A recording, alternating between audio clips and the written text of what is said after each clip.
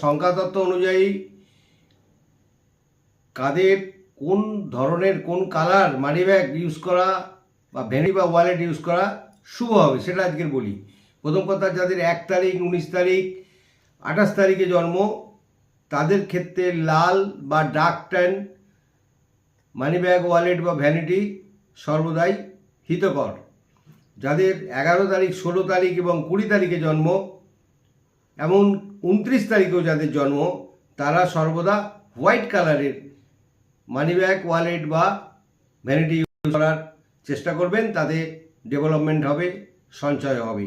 যাদের 12, 21, 30 তারিখে জন্ম এবং 3 তারিখে যাদের জন্ম, তারা ইয়েলো বা ডার্ক টেন মানি ব্যাগ ব্যবহার করতে পারেন।